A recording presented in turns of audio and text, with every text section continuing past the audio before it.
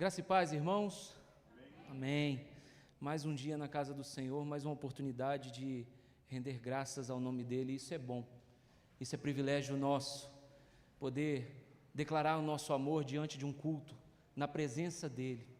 E agora nós vamos ouvir a palavra do Senhor.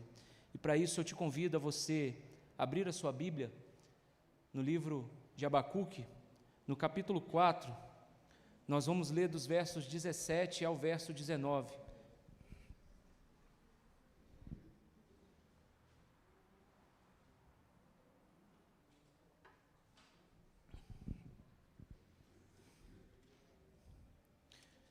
Desculpe, irmãos, Abacuque capítulo 3.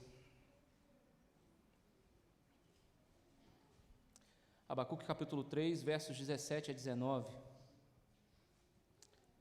Mesmo assentado como você está, acompanhe a leitura por gentileza. Ainda que a figueira não floresça, que não haja fruto na vide, o produto da oliveira minta e os campos não produzam mantimentos, as ovelhas sejam arrebatadas do aprisco e nos currais não haja gado. Todavia eu me alegro no Senhor, exulto no Deus da minha salvação. O Senhor Deus é a minha fortaleza e faz os meus pés como os da corça e me faz andar altaneiramente. Amém. Feche seus olhos, vamos orar mais uma vez. Senhor, obrigado pela Tua palavra lida. Graças nós te damos nessa noite, Deus. Já podemos louvar ao Senhor. Oramos ao Senhor, pedimos perdão, Senhor, pelas nossas faltas, pelos nossos pecados. E agora, Deus, na instrumentalidade do Senhor, do Teu Santo Espírito, assim como o Senhor inspirou os homens que escreveram essa palavra, essa Bíblia, o Senhor nos deu a oportunidade nessa noite de expressar a nossa gratidão diante do Senhor. Fale com os nossos corações, fale com os nossos irmãos, em nome de Jesus. Amém.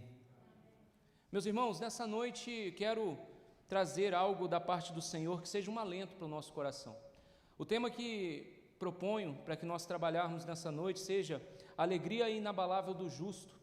Nós sabemos que nós vivemos dias terríveis, dias de profunda angústia e desespero muitas das vezes. Não é todo dia que nós levantamos felizes, não é todo dia que nós temos o privilégio de estar com um sorriso no rosto, mas existe algo na nossa vida e que a palavra do Senhor nos mostra que é algo que faz com que eu e você, mesmo na nossa tristeza, possamos nos alegrar, que é o Deus que nós servimos. Mesmo em meio à total escassez, mesmo em meio a total sofrimento, mesmo em meio à total incerteza, o crente, eu e você, encontramos a nossa alegria na soberania do nosso Deus, naquele que nos salvou, naquele que está conosco em todos os dias e estará conosco até a consumação dos séculos. Meus irmãos, ao preparar esse sermão, eu estava me lembrando de um filme. Talvez você já assistiu esse filme, A Procura da Felicidade. Esse é um filme muito interessante, muito pertinente para o que nós vamos tratar aqui nessa noite. Esse filme conta uma história, e uma história baseada em fatos reais. Ele conta para nós a história de um homem chamado Chris Gardner, que é interpretado neste filme pelo ator Will Smith. Um pai que enfrenta uma falência, perde todos os seus bens. Ele é abandonado pela sua família, pela sua esposa. A rejeição bate à sua porta no seu trabalho e ele chega a um total sentimento de miséria. Em todo o decorrer da narrativa daquele filme, meus irmãos, ele e o seu filho, uma criança, filho pequeno, chegam a dormir nas ruas, em abrigos, em banheiros de um metrô. Em uma cena marcante dessa história e dessa narrativa desse filme, esse pai, ele abraça o seu filho no chão, frio de um banheiro público, e chora, silenciosamente tentando esconder a sua dor de seu filho. Essa cena, meus irmãos, representa para nós nessa noite algo muito interessante. Representa para nós o sentimento de desamparo absoluto, um sentimento de perca, um sentimento terrível que nenhum pai, tenho certeza, que quer passar por momentos assim. Quando no chão desaparece e nós não temos mais saída, e nós muitas das vezes perdemos o nosso chão e não estamos mais sobre os nossos pés. Talvez você tenha passado por momentos de dificuldade como esse, por momentos assim, sejam talvez perdas, sejam talvez diagnósticos difíceis. Nós passamos por momentos assim, seja talvez decepções na sua vida, ou até crises familiares ou financeiras. São coisas que batem à nossa porta e muitas das vezes tiram o nosso foco e nos fazem desesperar diante de um Deus grandioso que nós conhecemos na sua palavra, e Ele mesmo diz que Ele estaria conosco em todos os momentos. O interessante, irmãos, trazendo essa ilustração inicial para o que Abacuque estava vivendo, Abacuque estava vivendo uma realidade um pouco semelhante a desse homem desse filme. Deus revelou que Judá seria invadida pelos babilônios. Haveria fome, haveria destruição, haveria morte. Mas, meus irmãos, aos nossos olhos humanos, talvez seria o fim. Se fosse comigo e com você no lugar do profeta Abacuque, talvez nós pensaríamos que seria o nosso fim. Mas a palavra nos mostra que, ao invés de todo o desespero, o livro, ele não termina com desespero, mas ele termina com um hino de confiança. Esse livro, ele termina com uma frase muito emblemática e que, no verso 18, fica bem claro para nós que nós temos uma esperança. Diz assim: todavia, eu me alegrarei no Senhor, exultarei no Deus da minha salvação. Abacuque quer nos ensinar nessa noite, por meio da sua palavra, que a alegria do justo não depende das circunstâncias, mas do caráter imutável do nosso Deus. A nossa alegria não depende do que eu e você temos, a nossa alegria não depende do que eu e você podemos construir, a nossa alegria não depende do que a gente sabe do nosso intelecto, não. A nossa alegria está afirmada no caráter imutável do Deus que eu e você servimos. E o interessante, irmãos, que pesquisando e lendo esse texto, eu me deparei com um comentário do reverendo Hernandes, e ele tem uma frase muito emblemática com relação a esse texto. Ele diz o seguinte, abre aspas: Abacuque não começa com cânticos, com louvores, com adoração, mas ele começa derramando lágrimas diante de Deus, mas ele termina, porém, cantando. A alegria não está nas circunstâncias, mas está no caráter soberano de Deus. Mais uma vez afirmando para nós, irmãos, que nós temos um Deus e que Ele está acima de todos os nossos problemas. Talvez você tenha entrado aqui nessa noite cheio de problemas, e eu tenho certeza, meu irmão, e quero te dizer nessa noite, todos nós temos problemas, todos nós passamos por momentos difíceis, todos nós passamos por dificuldades. A diferença é que no meio das nossas dificuldades, no meio dos nossos problemas, nós podemos olhar para o alto, porque diz a palavra que é de lá que vem o nosso socorro. É Deus que está conosco todos os momentos da nossa vida. E nós precisamos entender isso, irmãos. O profeta Abacuque, irmãos, profetizou entre os anos de 605 a 600 a.C., um período entre a batalha dos Carquemes, 605 anos antes de Cristo, e também da invasão babilônica. Judá, nesse tempo, vivia completa crise política, vivia um momento de degradação moral e também afastamento espiritual. Esse livro do profeta é algo muito singular, porque olha que interessante, ao contrário de todos os outros profetas que levavam a palavra de Deus ao povo, Abacuque, ele fala com Deus, ele não prega sermões, ele faz perguntas ao Senhor. E nós podemos ver isso bem claro quando nós olhamos no capítulo 1. Se você olhar na sua Bíblia, no capítulo 1, no verso 2, ele diz o seguinte: até quando, Senhor, clamarei por socorro, e tu não me ouvirás? O profeta aqui está fazendo um questionamento a Deus, pelo momento ao qual ele estava passando. E o mais interessante, que Deus, ao responder, ele disse algo muito interessante ao profeta.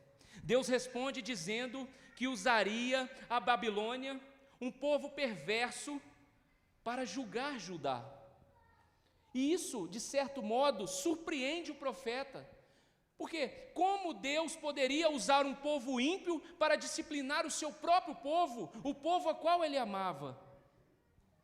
Algo interessante, mas são coisas que o nosso Deus faz, que muitas das vezes nós não entendemos, mas é algo que precisa ser feito e é necessário na vida daqueles que precisam ser moldados e moldados no seu caráter.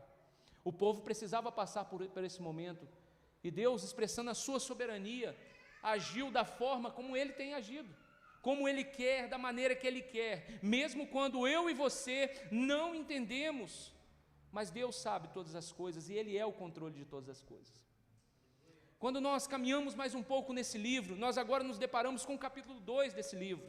Deus responde a uma das declarações mais importantes da Bíblia. Olha que interessante, o justo viverá pela sua fé. Deus responde ao profeta, o justo viverá pela sua fé. E o interessante, meus irmãos, que isso é algo que fundamenta toda a nossa fé reformada. Olha que interessante, esses versículos se tornam um alicerce da nossa doutrina da justificação pela fé. Citado por Paulo em Romanos 1,17, citado por Paulo em Gálatas 3,11 e também pelo autor de Hebreus, no livro de Hebreus, capítulo 10, verso 38. Nós vemos o quanto Deus tem trabalhado até aqui. No capítulo 3, Abacuque agora faz uma virada radical do momento a qual ele está vivendo. De um homem cheio de perguntas, agora para um verdadeiro adorador cheio de confiança. O seu cântico final se torna um hino para todos os crentes que enfrentam crises, que enfrentam perdas, que enfrentam incertezas. E o interessante é que o comentarista Palmer Robson, comentando esse texto, ele diz para nós que Abacuque registra o drama cósmico de um profeta perplexo diante da condução divina da história, mas que pela fé aprende a confiar no Deus soberano. De um homem questionador, cheio de incertezas na sua vida, passando por um momento de assolação, agora nós temos um adorador do Senhor. E com isso, meus irmãos, sendo assim, nós vamos ver nesse texto que nós acabamos de ler, no capítulo 3, dos versos 17 a 19, 3 movimentos centrais dessa passagem que nos mostram como que nós podemos viver uma vida digna diante do Senhor, mesmo com todas as incertezas, ou talvez com todos os desafios que eu e você enfrentamos.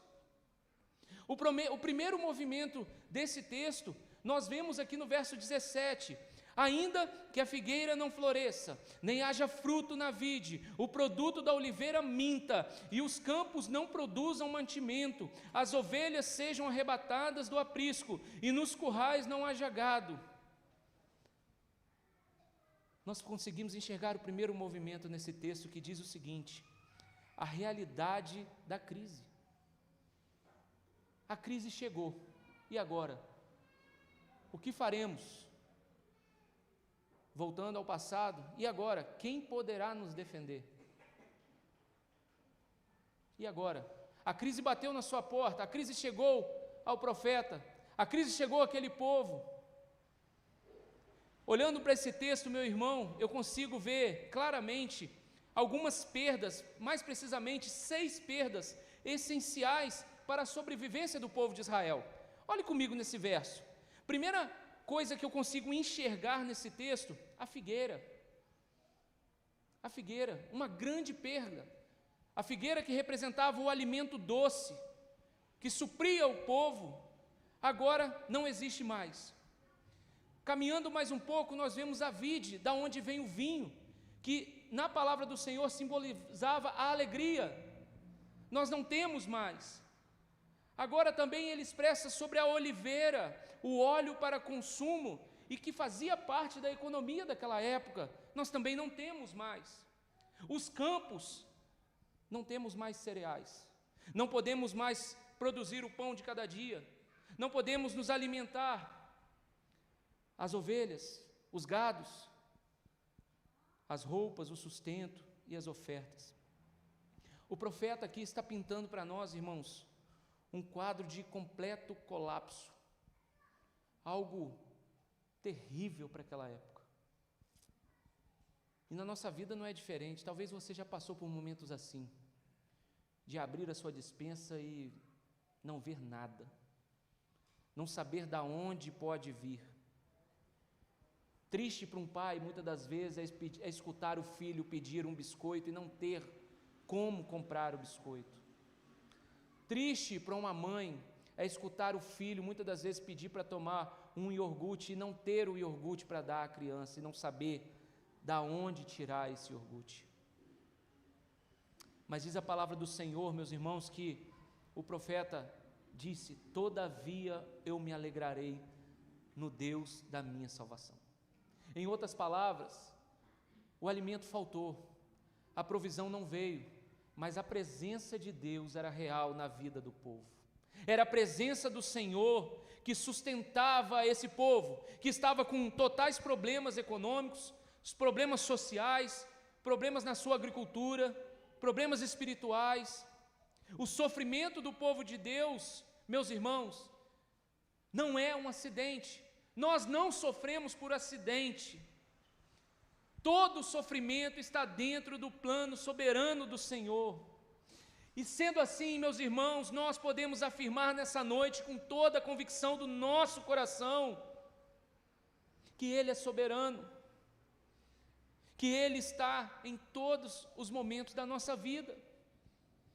E isso, meu irmão e minha irmã, não vai diminuir a dor que vamos sentir, pelo contrário, vai ampliar em mim e você um sentimento de necessidade na fé viva que é Cristo.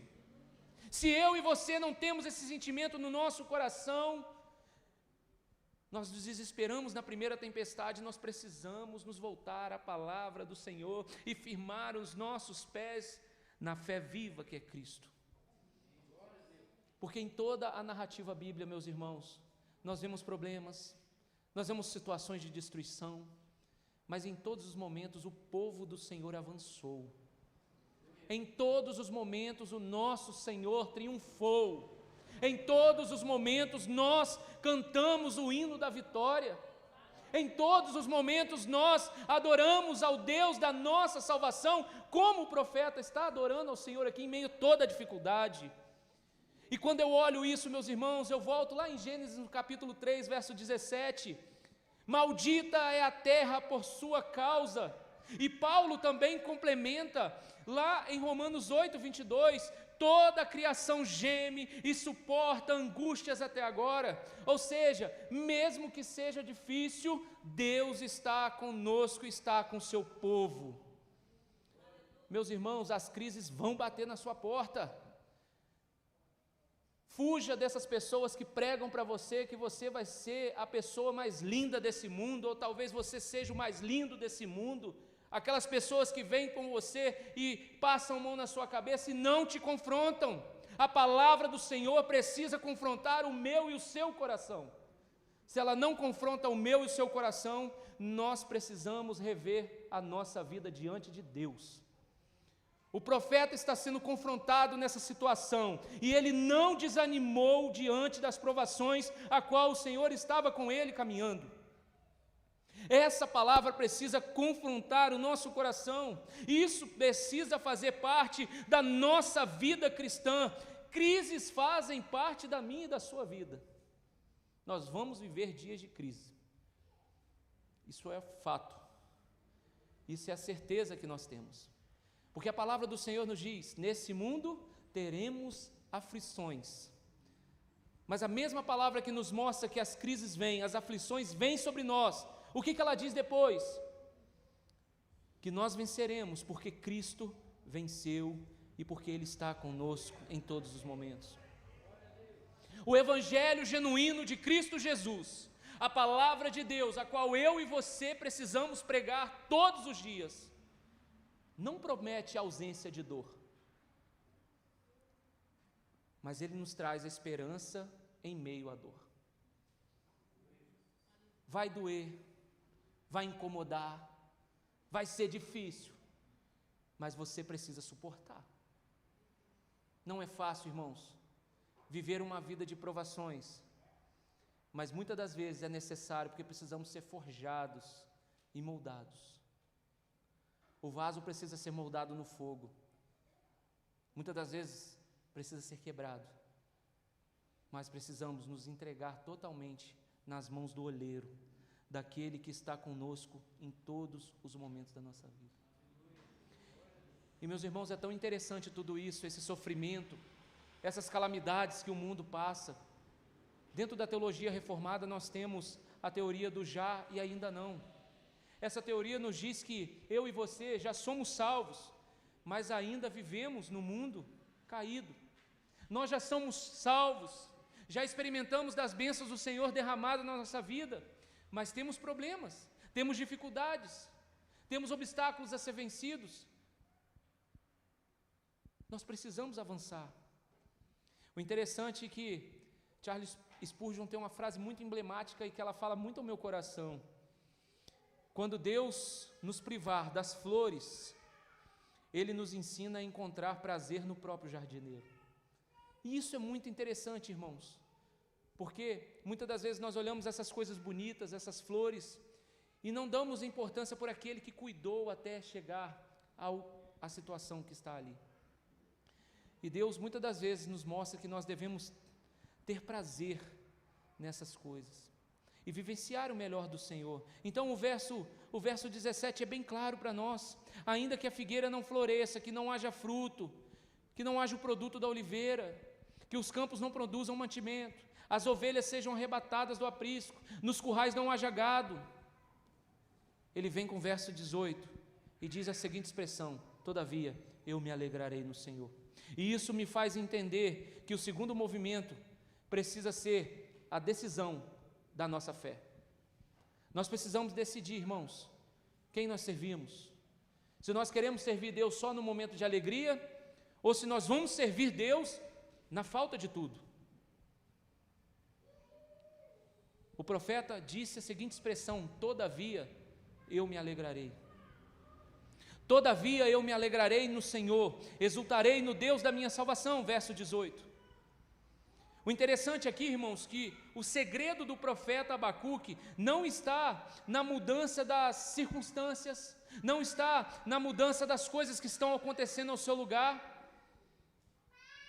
mas está na mudança da sua perspectiva, está na mudança de como ele está enxergando os problemas. Os problemas não são a dificuldade da minha e da sua vida. O que é o problema maior na minha e na sua vida é como nós enxergamos os problemas. Muitas das vezes a gente quer fazer as coisas pela força do nosso braço, ou confiando no nosso intelecto, e muitas das vezes nós esquecemos até de orar. Mas a palavra nos diz e nos mostra que nós precisamos voltar o nosso olhar para o Senhor. Mais uma vez, todavia, seja nos momentos felizes ou nos momentos tristes, todavia, eu e você, nós nos alegramos no Senhor. E essa é a virada aqui nesse texto, a expressão todavia, porque o profeta Abacuque está reconhecendo a crise a qual ele está inserido e o povo está inserido. Mas quando ele diz todavia, irmãos, ele decide a se alegrar no Senhor, a não olhar mais para os problemas, a não olhar mais para as dificuldades, mas se alegrar no Deus da sua salvação. Ele entende que ele não está mais pautado no problema, mas sim no Deus da sua salvação, e ele entende que essa salvação vem de quem? Do próprio Deus, a qual o abençoa no meio da crise. Quando eu olho esse texto, irmãos, e vejo o problema a qual o profeta está passando aqui, eu olho lá para o apóstolo Paulo, em Filipenses capítulo 4, verso 4, porque o apóstolo Paulo escreve o seguinte: alegrai-vos sempre no Senhor, outra vez digo, alegrai-vos. Mais uma vez, a nossa alegria não é a ausência de problema, não é a ausência de dor, mas é a certeza de que temos um Deus conosco nas nossas dificuldades. E irmãos, se tem algo que nós devemos nos alegrar, é aquilo que nós cremos, porque nós temos na nossa doutrina reformada alguns pilares da nossa fé que são essenciais para o nosso caminhar como cristão, e quando eu olho para isso, eu lembro do sola gratia, porque nossa alegria flui da graça, não dos meus méritos. A minha alegria não é porque eu sei alguma coisa ou porque eu tenho algum conhecimento, mas é porque eu sirvo um Deus que é o dono do conhecimento. Somente a graça seja dada ao Senhor, somente a fé. Nossa confiança está na obra consumada de Cristo Jesus, não nas nossas circunstâncias. Somente a fé. Meus irmãos, Deus é mais glorificado em nós quando estamos mais satisfeitos nele, mesmo que tudo nos falta. Já dizia John Piper em uma de suas pregações. Deus é mais glorificado em mim e você quando estamos satisfeitos nele, mesmo quando tudo nos falta. Pode faltar farinha na sua panela, pode faltar azeite, mas que não falte a presença do Senhor. É a presença do Senhor que nos faz nos alegrar, irmãos. Se a presença do Senhor é real na minha e na sua vida, nós podemos nos alegrar, andar de cabeça erguida, mesmo com os problemas, as dificuldades do mundo. É a presença do Senhor que faz a total diferença na nossa vida. E se nós entendemos isso, meus irmãos, nós olhamos para o verso 19 agora, onde o profeta diz o seguinte: o Senhor Deus é a minha fortaleza, e fará os meus pés como os da corça, e me fará andar sobre as maiores alturas. Aqui nós vemos o terceiro movimento desse texto, que é a força da graça de Deus. A força da graça de Deus. Abacuque nos mostra que a fé, ela não remove o sofrimento, mas nos fortalece para atravessar esse sofrimento. A palavra para fortaleza no hebraico, rail, indica uma espécie de poder ativo, indica uma espécie de capacidade de resistência, de resistir. Ou seja, em outras palavras, Deus não promete livrar-nos da tempestade, mas promete nos sustentar no meio da tempestade. Ele não vai te livrar da tempestade, mas Ele vai te proteger no meio dela. É isso que Deus nos promete. Ele não nos promete nos tirar das dificuldades, mas Ele nos promete cuidar no meio das dificuldades. E o interessante é que o comentarista Palmer Robertson, comentando esse texto, ele diz o seguinte para nós: a imagem da corça, aqui nesse texto, aponta para uma instabilidade, para uma firmeza. Não é a promessa de ausência de adversidade, mas de força sobrenatural para enfrentar os terrenos escorregadios. Essa metáfora da corça é algo belíssimo nesse texto, porque ela nos mostra que ela tem os pés firmes para andar em terrenos íngremes e perigosos. Da mesma forma, meus irmãos, Deus nos dá a graça. Deus derramou sobre a minha vida, sobre a sua vida a graça. Deus derramou a nossa estabilidade. E mesmo assim, quando os ventos sopram contra nós, Deus está conosco, nos abençoando e nos livrando de todo mal. A minha força e a sua força, meu irmão, não vem da nossa resiliência, mas vem da graça sustentadora de Cristo Jesus, que é sobre a sua vida, sobre a sua casa, sobre a sua família, sobre o seu emprego, sobre os seus afazeres, sobre os seus sonhos. Dr. Heber Campos Júnior disse a seguinte frase comentando esse texto: a fé verdadeira não anula a nossa dor, mas encontra gozo na promessa de que o justo viverá pela fé. Podemos desfrutar, meus irmãos, da grandeza desse Deus sobre a nossa vida. Podemos passar por momentos difíceis, como o profeta estava passando nesse contexto de problemas sociais, espirituais, falta de tudo, incertezas, mas Deus se fez presente nesse lugar. E isso nos leva a entender que a perseverança dos santos na nossa vida significa que, mesmo em meio à queda, Cristo nos segura, como nós podemos ver em João capítulo 10, verso 28. A fé olha para além da montanha e vê aquele a quem criou. Se temos fé, nós vamos enxergar além dos obstáculos. E sendo assim, meus irmãos, eu quero trazer algumas aplicações para nós nessa noite, já caminhando para a nossa final. A primeira, eu e você precisamos urgentemente viver o todavia. Eu e você precisamos urgentemente viver o todavia. Não ignorar a dor, não ignorar os obstáculos, não ignorar os desafios, não ignorar as adversidades dessa vida, mas escolher sempre confiar em Deus sobre todas as coisas. Viver o todavia é entregar literalmente a nossa vida diante do Senhor e confiar que é Ele que dita os nossos passos. Guarde isso no seu coração nessa noite. Você precisa viver o todavia. Todavia. Segundo lugar, nós precisamos encontrar alegria na salvação em Cristo Jesus, não nas circunstâncias.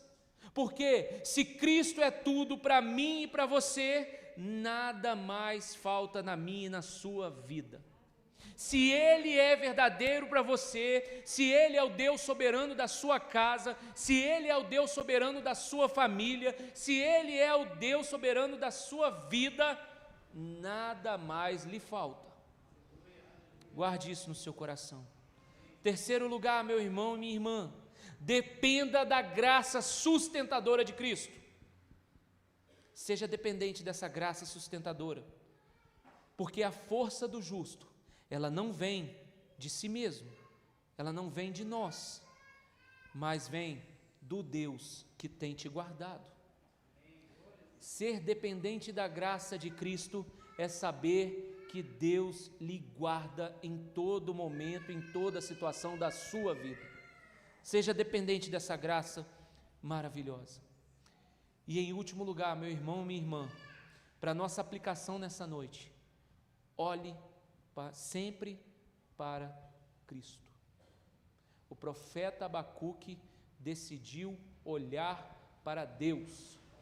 Ele não estava mais olhando as circunstâncias, ele não estava olhando mais as adversidades da vida, mas ele caminhava olhando para Deus.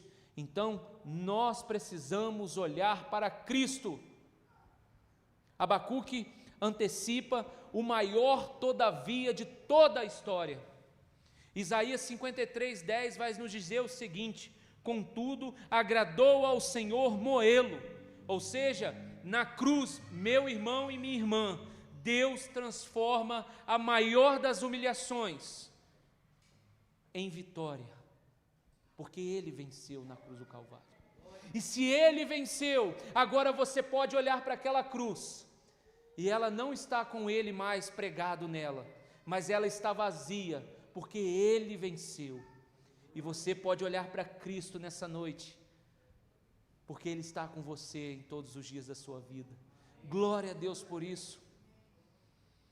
Concluindo, meus irmãos, nessa noite, Abacuque começa o seu livro indagando o Senhor, cheio de perguntas, cheio de questionamentos, mas agora o profeta termina adorando ao Senhor. Ele sai da angústia, do sofrimento, e agora ele está num estado de profundo louvor e adoração ao Senhor. E essa, meu irmão e minha irmã, é a jornada da nossa fé. Muitas das vezes nós vamos sair do caos para a confiança, porque nós adoramos a um Deus que, como diz Filipenses capítulo 1, verso 21, porque para mim o viver é Cristo e o morrer é lucro. E eu quero te dizer nessa noite, e encerro com essa frase: se a colheita falhar, se o emprego acabar, se a sua saúde for embora, Cristo ainda assim é suficiente na sua vida. Por isso, meu irmão e minha irmã, como o profeta Abacuque, podemos declarar nessa noite com bastante ousadia no nosso coração: todavia eu me alegrarei no Senhor, exultarei no Deus da minha salvação. Você pode dizer isso nessa noite? Todavia eu me alegrarei no Senhor, Exultarei no Deus da minha salvação, glória a Deus. Não existe problema maior do que o nosso Deus, não existe dificuldade que não possa ser suprimida pela presença desse Deus. E sendo assim, eu te convido a se colocar de pé, nós vamos louvar ao Senhor. E nós vamos cantar essa canção, com toda certeza no nosso coração, de que nós servimos um Deus que supre toda a nossa necessidade, que está no meio de nós em todo momento. Aleluia.